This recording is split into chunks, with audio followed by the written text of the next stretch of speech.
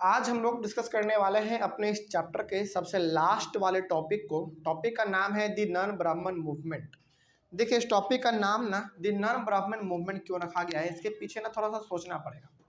The non Brahmin movement इसलिए रखा गया है क्योंकि जिस समय के बारे में हम लोग बात कर रहे हैं उस समय पे हमारे भारत में, खास करके भारत में, कास्ट डिस्क्रिमिनेशन बहुत ज़्यादा था। मतलब कि जाति के नाम पे भेदभाव होना बड़ा कॉमन बात था। और जो सबसे ज़्यादा जिसके साथ ये सब होता था वो था हमारा लोअर कास्ट, है ना। और जो इसका फायदा उठाते थे वो थे हमारे ब्राह्मण। ठीक है, ब्राह्मण हो गए, फिर राजपूत हो गए, ये सारे लोग जो थे बड़े बड़े कास्ट के लोग थे, तो वो लोग ज़्यादा फायदा उठाते थे। तो यहाँ पे अब देखो, किसी भी चीज़ को आप बार बार यदि दबाओगे तो वो बार बार दबेगा नहीं, है ना कभी तो वो आवाज़ उठाएगा ही उठाएगा, है ना। मतलब ये हो गया कि जब पानी सर से ऊपर बहने लगे तो फिर लोग उससे बाहर निकलना चाहते हैं। तो वही बात यहाँ पे हो गया कि कास्ट डिस्क्रिमिनेशन हमारे भारत में इतना फैल चुका था कि लोअर कास्ट के लोग अब और बर्दाश्त नहीं कर सकते थे। तो इन्होंने क्या कर दिया, ब्राह्मण के खिलाफ ही मूवमेंट चालू कर दिया। अब किसने किया? नन ब्राह्मण, जो कि ब्राह्मण नहीं थे, उन्होंने ब्राह्मण के खिलाफ मूवमेंट चालू कर दिया, इसलिए कि हमको भी समाज में उतना ही दर्जा मिलना चाहिए जितना कि आपको है ना। क्योंकि उस समय पे सारा का सारा राइट किसके पास था? ब्राह्मण लोगों के पास, है ना। जितने भी उनको माना जाता था कि ये बहुत बुद्धिमान लोग हैं, हाँ बुद्धिमान थे, इसमें कोई शक नहीं है, लेकिन सारा का सारा जो पावर है पूरा उसी के पास था। ठीक है, इसके लिए उन्होंने एक मूवमेंट ही चालू कर दिया और मूवमेंट का नाम रखा गया नॉन ब्राह्मण मूवमेंट। इसी के बारे में हम लोग देखेंगे कि जो ब्राह्मण के खिलाफ मूवमेंट चालू किया गया था आवाज उठाने के लिए, उसका क्या रिजल्ट निकला, देखते हैं बारे में हम लोग आज इसके बारे में पढ़ेंगे। लिखा हुआ है in the early 20th century. Early 20th century का मतलब है वही 1910, 1915, 1920 आसपास। तो in the early 20th century the non Brahmin movement started. तो उसी समय पे लगभग 1910 के आसपास या फिर 1905, 1906 इसी के आसपास जो है हमारा नॉन ब्राह्मण मूवमेंट स्टार्ट हुआ। ठीक है, यानी कि ब्राह्मण के खिलाफ आवाज उठाना चालू हो गया उस समय पे। उसके पहले तक लोग बर्दाश्त कर रहे थे, अब चालू हो गया। The movement started from those non-Brahmin castes that had acquired access to education, wealth and influence। देखिए, हम लोग ये तो जानते हैं कि सारा का सारा राइट ब्राह्मण के पास था, है ना। हमारे पास उतना राइट नहीं थे लोअर कास्ट के पास। लेकिन जिस समय के बारे में हम लोग बात कर रहे हैं उस समय तक हमारा समाज बहुत हद तक बदल चुका था। उस समय तक लोअर कास्ट को भी थोड़ा बहुत पढ़ने का मौका मिल चुका था। तो नन ब्राह्मण मूवमेंट उस कास्ट के लोगों के द्वारा शुरू किया गया जो कि नन ब्राह्मण थे। पहला बात तो ब्राह्मण नहीं थे वो, और दूसरा बात जिनके पास थोड़ा बहुत एजुकेशन था और जिसके पास थोड़ा सा वेल्थ था, पैसा था, और जिसका दबदबा था हल्का फल्का।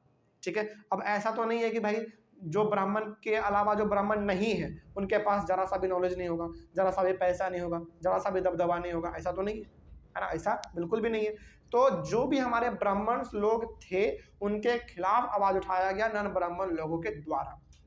और नन ब्राह्मण्स में भी वो लोग जो कि थोड़ा बहुत पढ़े लिखे थे, पैसे वाले थे और जिनका दबदबा अपने सोसाइटी में ज्यादा था।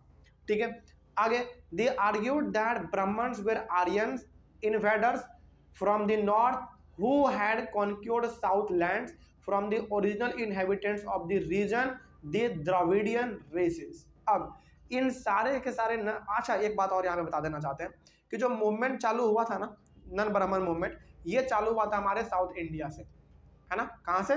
साउथ इंडिया से, यानी कि केरल, तमिलनाडु, इस वाले जगह से हमारा ये शुरुआत हुआ था। तो नन ब्राह्मण्स का मानना ये था कि जो ब्राह्मण्स है ना ये आर्यन है, ये बाहर से आए हैं, और बाहर से भी किधर से? नॉर्थ की तरफ से आए हैं।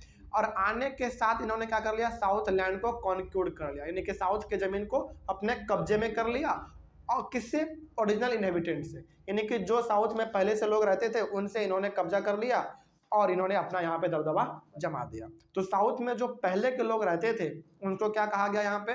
Dravidian races. मतलब कि ये भी इंसान का एक अलग ही कैटेगरी आप कह सकते हैं। ठीक है, आगे बढ़ते हैं फिर। तो यहाँ पे नन ब्राह्मण्स जो हमारे थे वो ये कह रहे थे कि ब्राह्मण्स जो है वो आर्यन है, यानी कि बाहर से आए हैं, और बाहर से भी वो नॉर्थ के तरफ से आए हैं और साउथ के लैंड को उन्होंने अपने कब्जे में ले लिया है। और जो पहले साउथ के लोग थे, यानी कि जो साउथ में रहते थे, वो थे हमारे द्रविडियन रेसेस, यानी कि ये भी एक लोगों का एक टाइप है, एक तरीके से आप कह सकते हैं। ठीक है, आगे उसके बाद आगे बढ़ते हैं फिर। ईवी रामास्वामी नायकर और Periyar came from a middle class family. अब यहाँ पे थोड़ा बहुत हम लोग बात करेंगे ईवी रामास्वामी नायकर के बारे में, ठीक है। तो ईवी रामास्वामी नायकर को हम लोग कभी कभी ना पेरियार भी कहते हैं, और पेरियार इनको हम लोग रेस्पेक्ट देके कहते हैं। जैसे हम लोग गांधी जी का नाम क्या है, मोहनदास करमचंद गांधी, लेकिन हम लोग उसको रेस्पेक्ट से क्या कहते हैं, महात्मा गांधी, है ना। उसी प्रकार से इनका पूरा नाम है ईवी रामास्वामी नायकर, लेकिन हम लोग इनको रेस्पेक्ट से पेरियार भी कभी कभी कह देते हैं। तो पेरियार क्या है, एक रेस्पेक्टेबल वर्ड है, ठीक है। तो ये जो है ना एक मिडिल क्लास फैमिली से बिलोंग करते थे। उसके बाद he had been an ascetic in his early life and had studied Sanskrit scriptures। ये जो है ना अपने बचपन में ही, मतलब बहुत अपने बचपन में ही ये क्या बन चुके थे, एसिटिक बन चुके थे, मतलब कि ये साधु संत बन चुके थे। इन्होंने पूरा अपना जो है ना घर परिवार, ये सारा कुछ, जो साधु लोग होते हैं उनको घर परिवार से कोई मतलब होता है, कोई मतलब नहीं होता, वो पूरी तरीके से संन्यास ले लेते हैं। तो वैसा ही एक आदमी हमारे थे ईवी रामास्वामी नायकर। तो एसिटिक का मतलब होता है साधु संत महात्मा ये सब। तो ये बचपन में ही ये सारी चीज़ों में जुड़ गए थे, ठीक है। और इनको अच्छा खासा नॉलेज था संस्कृत का। अब भाई उस समय के बारे में बात हो रहा है, और दूसरा बात कि ये ऊपर से साधु संत हैं, तो संस्कृत का नॉलेज तो इनको होगा ही होगा, क्योंकि हमारे भारत का संस्कृत लैंग्वेज जो है ना बहुत पुराना लैंग्वेज है, ठीक है। उसके बाद लेटर बाद में he became a member of the Congress party. बाद में जाके ये कांग्रेस पार्टी का मेंबर बन चुका था। और ये हम लोग कब का बात कर रहे हैं, अर्ली 20वीं सेंचुरी का बात कर रहे हैं। उस समय पे हमारे भारत में कांग्रेस पार्टी बन चुका था, ठीक है। और बाद में ये जो है ना कांग्रेस पार्टी के साथ जाके जुड़ जाते हैं, ठीक है। लेकिन फिर आगे क्या होता है देखिए, हाँ ये बाद में जाके कांग्रेस पार्टी से जुड़ते हैं। But he left the Congress party because in a meeting organised by Congress seating arrangements followed caste distinctions, that is the lower caste were made to sit at a distance from the upper caste. देखिए EV Ramaswamy खुद एक middle class से belong करते हैं, है ना। और दूसरा बात ये बाद में जाके कांग्रेस पार्टी से जुड़ गए थे, लेकिन बाद में ये ना अपने इच्छा से कांग्रेस पार्टी से बाहर निकल गए, कहा कि नहीं इस पार्टी में हम नहीं रहेंगे। इसके पीछे रीजन क्या था, इसके पीछे रीजन ये था कि एक मीटिंग ऑर्गेनाइज किया गया था कांग्रेस पार्टी के द्वारा, और उस मीटिंग में इनको भी बुलाया गया था। और जब ये वहां पे पहुंचे तो इन्होंने देखा कि मीटिंग में ना कास्ट के बेसिस पे लोगों को बैठाया गया है ना, अपर कास्ट वाले अलग, लोअर कास्ट वाले अलग। इनका मानना यह था कि भाई जब कांग्रेस पार्टी है और पार्टी ही जब इस प्रकार का भेदभाव कर रहा है तो ऑब्वियस ही बात है देश में भेदभाव होना ही है। तो इनको लगा कि नहीं ये काम गलत हो रहा है, तो यहाँ से बाहर निकलो। तो ये वहाँ से उस पार्टी को छोड़ के बाहर निकल गए, क्योंकि उनको वहाँ पे बुरा लगा, ठीक है। उनका ये मानना था कि भाई जब पार्टी ऐसा कर रहा है तो फिर दिक्कत है, पार्टी को कम से कम ऐसा नहीं करना चाहिए। उसके बाद he argued that untouchables had to fight for their dignity. उसके बाद जब वो वहाँ से निकले फिर ये लोगों को कहते हैं, अनटचेबल्स को खास करके, कि तुमको अपने हक के लिए लड़ाई लड़ना पड़ेगा। अनटचेबल्स को मतलब ये कि जितने भी छोटे कास्ट के लोग थे उनको ये कहना चाह रहे हैं कि तुमको अपने हक के लिए लड़ना पड़ेगा, नहीं तो फिर बड़े कास्ट के लोगों के द्वारा कुचल दिए जाओगे, ठीक है। आगे बढ़ते हैं। फिर आगे फिर लिखा हुआ है he founded a movement self respect movement. मतलब यहाँ पे आप एक तरीके से कह सकते हैं कि ईवी रामास्वामी नायकर को ये पूरा का पूरा ये विश्वास हो गया था कि जब तक लोअर कास्ट के लोग अपने लिए आवाज़ नहीं उठाएंगे तब तक इनका कुछ भी होने वाला नहीं है। तो इन्होंने क्या किया, सेल्फ रेस्पेक्ट मूवमेंट करके एक इन्होंने मूवमेंट ही चालू कर दिया। बात समझ में आ रही है। और जैसे नाम से ही मालूम चल रहा है सेल्फ रेस्पेक्ट मूवमेंट, मतलब कि अपने आत्मसम्मान के लिए एक आंदोलन करो, मूवमेंट करो, ठीक है। और ये बेसिकली किसको कहना चाह रहे हैं, लोअर कास्ट के लोगों को कहना चाह रहे हैं, ठीक है। उसके बाद he argued that untouchables were the true upholders of Tamil and Dravidian culture which had been conquered by Brahmins. ये कहते हैं कि तमिल और द्रविडियन कल्चर यानी कि तमिलनाडु का और द्रविडियन मतलब जो एक प्रकार के लोग थे उनका जो कल्चर है ना, ये वही उनका असली हकदार है।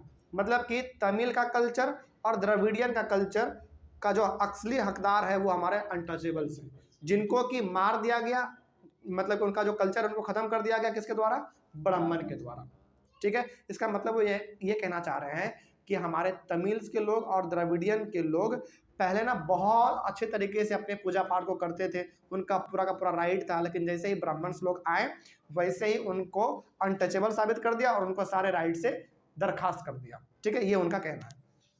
He argued that untouchables had to free themselves from all religions in order to achieve social equality. इनका ये भी कहना था कि अनटचेबल जितने भी लोग हैं, यानी कि जो लोअर कास्ट के लोग हैं, उनको अपने आप को फ्री करना पड़ेगा हर एक रिलीजन से। मतलब कि तुम लोग ना सबसे अलग हो जाओ, उन सबको उधर रहने दो, बाकी तुम लोग अपना अलग हो जाए, तभी तुमको सोशल इक्वालिटी मिल पाएगा। मतलब कि तभी तुम्हारा समाज में भी एक दर्जा बन पाएगा। ठीक है, आगे, क्योंकि इनका मानना था कि भाई जब तक तुम लोग मिल के रहोगे ना, तब तक तुमको कोई कुछ भी होने वाला नहीं है। तो ये कहते थे कि तुम पूरी तरीके से अलग ही हो जाओ और अपना एक अलग ही सोसाइटी बसा लो। ठीक है, जिसमें कि तुम किसी से मतलब नहीं रखना। उसके बाद he was an outspoken critic of Hindu scriptures, especially the codes of Manu. Manu एक हमारा बुक है, पूरा नाम है उसका Manu Smriti, the Bhagavad Gita and the Ramayan.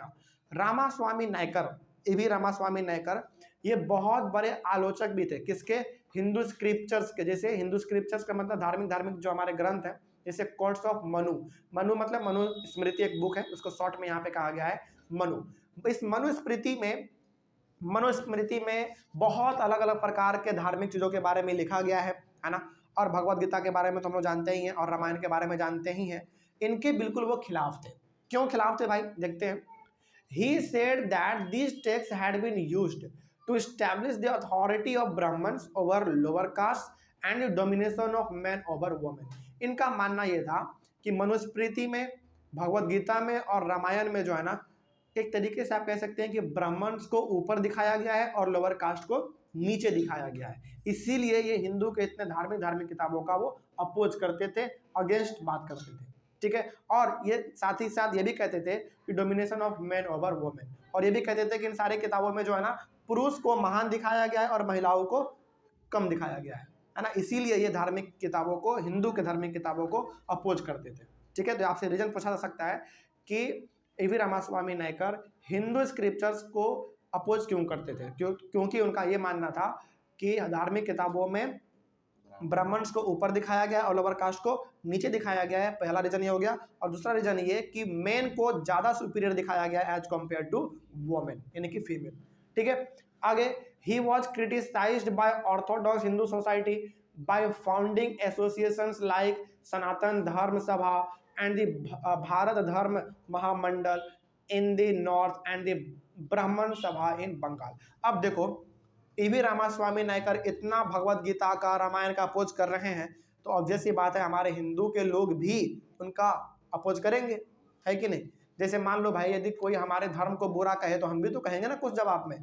तो यहाँ पे A.V. रामास्वामी नायकर ने हमारे बारे में कह तो दिया, हमारे बारे में नहीं बल्कि किताबों के बारे में कह तो दिया। अब इसका अपोज करने के लिए, यानी कि इसके अगेंस्ट खड़ा होने के लिए, इनका जवाब देने के लिए हिंदू ऑर्थोडॉक्स सोसाइटी ने, मतलब कि जो कि कट्टर हिंदू थे। अब जैसे मान लो, जैसे हम ना अपने भगवान का पूजा करते हैं और हमको कोई कह दे कि तुम्हारा भगवान ऐसा है वैसा है, तो हमको गुस्सा आगे कि आएगा, बिल्कुल आएगा। उसी प्रकार से हमारे हिंदू के जितने भी धार्मिक ग्रंथ थे, भगवद गीता, रामायण, मनुस्मृति, इनको उन्होंने क्रिटिसाइज कर दिया, कहा कि ये सब सारा के सारा गलत लिखा हुआ है इसमें। तो हमारे हिंदू लोगों को आ गया गुस्सा। तो इन्होंने अगेंस्ट में जवाब देने के लिए अलग अलग एसोसिएशन बना लिया, मतलब कि लोगों का ग्रुप बना लिया। उस ग्रुप का नाम क्या था? पहला था सनातन धर्म सभा एंड द भारत धर्म महामंडल। ये दोनों एसोसिएशन है कहाँ पे? नॉर्थ इंडिया में। ठीक है, और ब्राह्मण सभा इन बंगाल। और ब्राह्मण सभा मतलब कि उसमें ब्राह्मण लोग ही होंगे। तो ये सारे के सारे A.V. रामास्वामी नायकर का अपोज करने के लिए ग्रुप बना लिए कि भाई तुम मेरे बारे में कहे हो तो हम भी तो तुम्हारे बारे में कुछ कहेंगे, है ना। आगे, the objective of this association was to uphold caste distinctions. और इन सारे के सारे एसोसिएशन का एक ही मकसद था कि कास्ट डिस्टिंक्शंस जो है, मतलब कि जाति के ऊपर जो भेदभाव हो रहा है वो लगभग रहने दो, ठीक है, बराबर है, मतलब कि ठीक है, जो हो रहा है सही है, आप अपना बीच में टांग मत अड़ाओ, ये लोग कहना चाहते थे A.V. रामास्वामी नायकर। ठीक है, उसके बाद आगे बढ़ते हैं। फिर debates and struggles over caste continued beyond the colonial period and are still going on in our times. और आज हम लोग क्या देखते हैं, उस समय पे जो कास्ट के नाम पे भेदभाव शुरू हुआ वो कॉलोनियल पीरियड यानी कि ब्रिटिश के टाइम पे भी रहा, उससे पहले भी था और आज भी हमारे समय में भी चल रहा है। हालांकि यदि आज देखा जाए तो आज के दौर में ये बहुत हद तक खत्म हो चुका है और कहीं कहीं पे है तो धीरे धीरे खत्म भी हो रहा है। ठीक है, चलिए, तो ये हमारा चैप्टर पूरी तरीके से यहाँ पे कंप्लीट होता है। कोई डाउट अब इसमें? चलिए, मिलेंगे हम लोग अपने अगले वाले क्लास में। Thank you very much and have a nice day.